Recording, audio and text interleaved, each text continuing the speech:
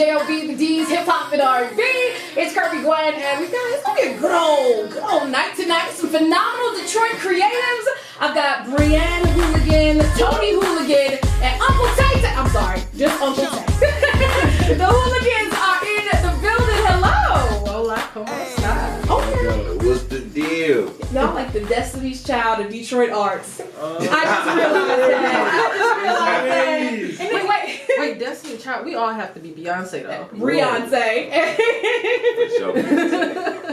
Well, happy Black History Month, everyone. Happy Black History Month. Thank you. Welcome to the show. Thank you again for being here. Thanks for having us. How's it been going?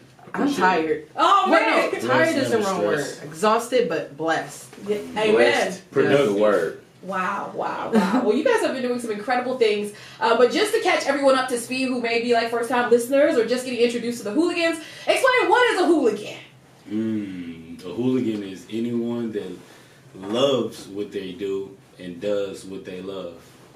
I kind of said that backwards a little bit, but we're hustlers. We're from the east side of Detroit, but essentially anyone and everyone I feel is a hooligan that is a creative spirit at heart and is pursuing a dream and not letting any obstacles or drastic life changes stop them from pursuing that dream, and also creating a sustainable lifestyle off of that, entrepreneur wise. Okay, now I knew you were from the east side. I know everybody was from the east side. So east side, we got it all tatted on us. Man. So everybody has the 94 Dickerson tattoo? No, I got east side. No. You got east side? Yeah, we all got east side. No, actually, my tattoo says this, that east side shit. Okay. Now I'm from 94 in Ross. Can I get one? Like, can I get something? Like, can I? 94 in Harper. We right on the corner. Yes. We probably got some. We probably related. You my cousin. Your granddaddy probably know my granddaddy. Probably. What elementary school you go to? I went to St. Jude. Y'all know where Ross turned into 7 Mile? Yeah, that's my hood. Like we went to 4205. Amdale, Goodale.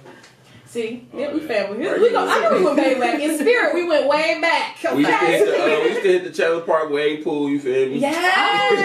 I almost drowned in that pool.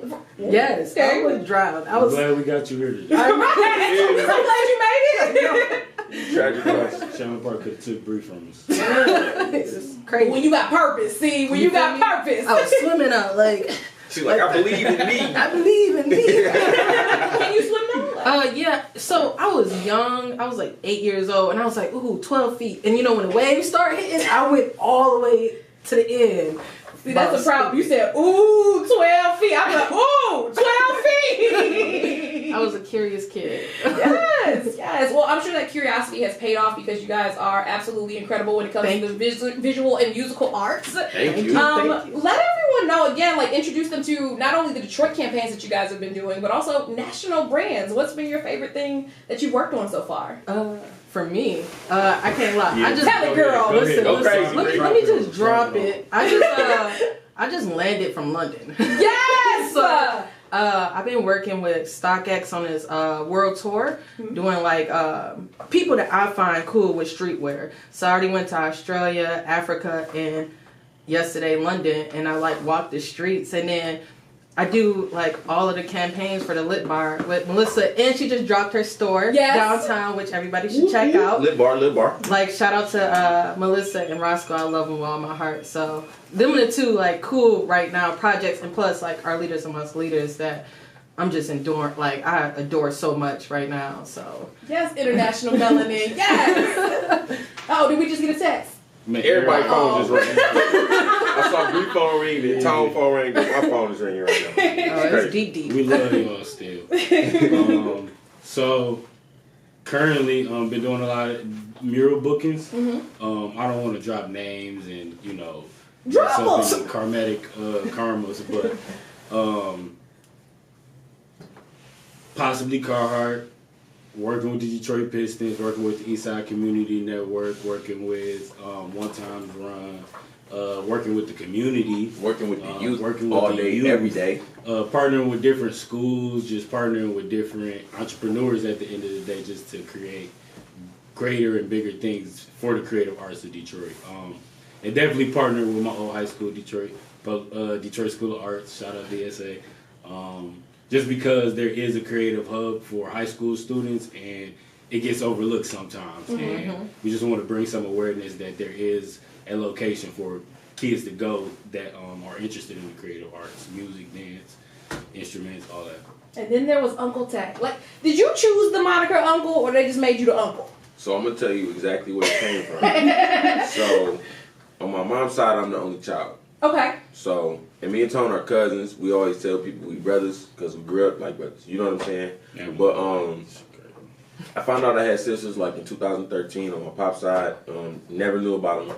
And one of my sisters had a niece. So that's kind of like, oh, I'm an uncle. You know what I'm saying? So I turned into an uncle in real life. Mm-hmm. And then as I began to brand myself, I was just like, I'm Uncle Tay. You know what I'm saying? And that's how I introduce myself to people. Because when I say Alante, most of the time people always need it repeated or something like that. When I say Uncle Tay, it kind of throw them off, but they never forget. Mm-hmm. They never forget. And I didn't mean to cut you off. You were about to tell us about all your fabulosity and everything that you're doing in the world. I just had to know about the uncle. That is not my only niece. I got a bunch of nieces. I got a bunch of nieces and nephews. But me personally, I do motivational speaking, connecting with the youth, artist management, photography. I just got back from a meeting with the cast. I act as well. I have a cleaning service. I have a cleaning service. I do window cleaning. I do residential cleaning. I detail cars as well. You know what I'm saying? Okay. So if you need your car detailed. You cut grass too? I got a brother that has a grass. What is it called? To the T lawn services. So shout out to AJ. Wow. That's amazing. Yeah. Now. Sorry. My bad. Mm-hmm. We at the point to where we understand that you have to do more and you have to be more. So we continue to find things that we are passionate about, or if we only like it right now, if we can find the love for it, we're going to strive into it. You know what I'm saying? No matter what, because at the end of the day, if you can be passionate about it, you can make some money off of it. Okay. All facts. Now, you guys all live together, right? Yes. Okay. I gotta ask, like, how does that work with your personal lives? Like, you like, we live with all these dudes, or you live with this girl? Has that ever been an issue? So what's weird is everybody think we are all related. Yeah. So like since I met Tony first back in 2009, and from there like people thought we was twins or brothers and sisters, and plus like at first we was all in my 1-bedroom apartment. It was me and 3 grown men. And then like one by one I had to start kicking them out. I was like, who got kicked out first? Tone. You don't wash dishes? Like, what's up? I grew up chicken on my computer desk. I was like, wait, what? Chicken bones. So I've grown out of living in spaces that are not my own. Shout out to my mama. I love her. But you know, we understand that we needed a bigger space. Yeah, and it worked. And it's like we in a 3-story house, so it's like I'd be upstairs, Tony be downstairs, and probably Lante upstairs too. We won't even know till the end of the day. Like we be in our own little worlds, except when I hear them laughing downstairs and I go down there. So I'm like, I want to laughing at. We all. It's funny because in the morning we all got our different morning routines. Might wake up, meditate, read motivative quotes, read books, stretch, yoga, do social media posts, work on things that we might need to get done for the day. But if Bree hears anybody laugh, so it's just the laugh that sets you on. Because you know like when SpongeBob and like Patrick be out giggling and like Squidward looking like out the window, that's salty. Me. That's did y'all just go SpongeBob, Patrick, and Sandy? Like I see, hey, that's another one. Okay, I know.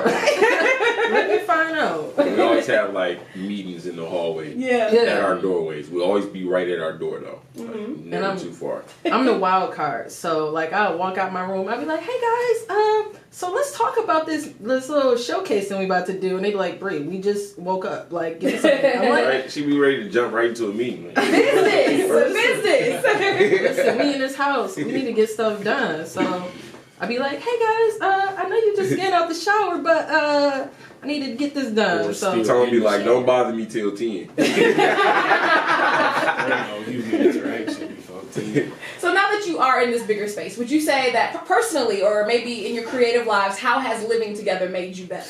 Man, it pushed me so much. I'm motivated by these guys every day. Like, it's crazy. I'm motivated by these kiddos every day too. And I'm inspired by their personalities, individualism, you feel me?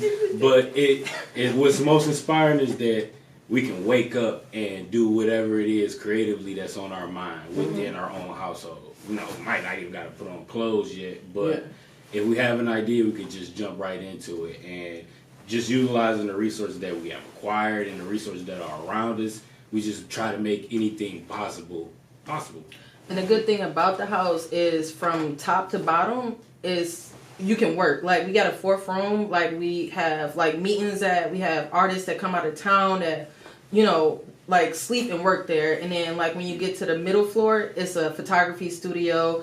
People can utilize it. Like, we have friends that utilize it to do makeup, hair. Even in the kitchen, we got a laptop mount.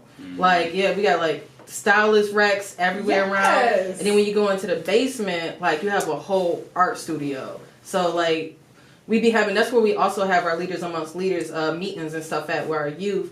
And then, so people have like painting area. And then we're going to be setting up soon, hopefully, screen printing with our other hooligan, Sean, so in the basement. So it's going to be like one-top shop in that house. And we have like a lot of our friends that come and utilize it. So our house is an open door to like all creatives. So if you need help, we got you. Airbnb, studio. But that is not at all times. Oh, yeah. Wow. I'm glad you mentioned that, because I looked online and when I was like checking you guys out, like your home is like up. You Google hooligans and it says 24 hours. I was like, I'm about to pull up 3 o'clock. What we doing? We are active 24 hours. But we own our time. You know what I'm saying? So when it comes to our days, we live by our calendar. You know what I'm saying? So if we all know what we got going on at the end of the day. You know what I'm saying? Like, before here, I had the cast meeting. I'm like, all right, this meeting at 6. Make sure I be there by 7:30 so we can shoot out the pharmacy. You know what I'm saying? So we make sure it works for us, because we got to work together as a team, and we have to communicate, and that's how we be great. You feel me? Communication. Yeah. Communication is key for all relationships. Absolutely. Now, you guys, of course, are from Detroit, especially in the creative space. I feel like I see a lot of people, they feel like their best way to succeed is to go abroad. And I know that you guys have also like lived abroad, and you just came back from London. But why stay here? Like, why make Detroit your home? Even in the midst of the resurgence, I feel like people still feel like they need to leave to like get on. I'm gonna go first. Okay. Take me in. So me personally, I've lived in Detroit all my life, and then up until I was 18, and then I went to college at Michigan State. Was there for a few years, and then I moved back home for a little bit. And while I was home for about 7 to 9 months. I was in and out of different jobs, kind of just kicking with my homies every day. I wasn't fulfilling any type of motives or anything. You know what I'm saying? I was just, I gotta get a job so I can get money. I wasn't moving. I felt like I was just living, and I felt like I was just here and not living. Ended up moving to New York with Tone. I was there with him for 6 months before we ended up moving to California for a year and a half. But being able to move away and experience a different place, a whole different atmosphere, and understand that this is not Detroit, this is New York, and this is California, this is San Diego, California, and understanding that there's a complete difference. There's a difference in the hustle. There's a difference in the people. There's a difference in how they act. There's a difference. It's all type of differences. You know what I'm saying? And being able to come back home, and when I got back home, it just felt right. And then everything just started falling into place. And I remember one of the last talks me and Tom had in San Diego. We were just walking over the hill, and he thought I wanted to stay in California, but I thought he wanted to stay in California. And it was communication. Bro. And it was kind of like we was like, oh yeah, so you ready to go home? I'm like, bro, I'm ready to get up out of here. Like it was at the point where it was just a situation that I was ready to move from. You know what I'm saying? You know, it was when you're uncomfortable, it's cool, but it's like I was a little bit too uncomfortable at a certain point where I was like, I gotta get home. I know I got more opportunities there. It's just I can be more myself there. You know what I'm saying? And home is where the heart is. Yeah. For me, it was I actually get claustrophobic when I go out of town. So girl, you just said it was like 10 of y'all in this one room with chicken bones. Like I would forever live in Detroit. like forever. Even when I travel, like people like, you always gone? I'm like, dude, I'm only gone for a day or two. Like even in London, I was there for a day and I'm back in my city because I love it so much. I won't move and I'm staying here because people, like, I feel like Detroiters matters. Like your purpose matters here in Detroit, and that's the one thing I love. Like it, like everything that you do, we do, it don't go unseen and like. Did I say that right? Unnoticed. Unnoticed. Yeah, there you go. Thank you. It don't go unnoticed at all. So that's the one thing that I love about Detroit. I don't know. I just love Detroit so much. It's like you can't get me away at all. Have you always felt like that? Always. Like always. Like when I mean like you can't get me away from this city for more than 2 days, it's kind of crazy. Like, and then the people is just like every time, like I feel really blessed for like from elementary school of every person that I ever met because they teach me something. Like I love like people out of town and stuff, but like it's something about Detroit. It's like a connection. It's like a real deep connection. So that's for me. So I'm like the best of both worlds. Okay. I was the kid that I really didn't want to leave the east side of Detroit. I felt like I had all my resources and everything I needed there. I love Detroit. I never wanted to leave, but opportunity arose where I had to leave, and for that reason, it's possible for you to step outside of your comfort zone to experience new things and not be afraid at the end of the day. But long story short, I spent 7 years of my life outside of Detroit, but I always felt as though coming back home and sharing the knowledge and the experiences that I learned there with the people around me in my community was important at the end of the day, because it's a lot going out there where they're living on top of each other, and there's a lot of potential here where we can still build for ourselves at the end of the day. Yeah.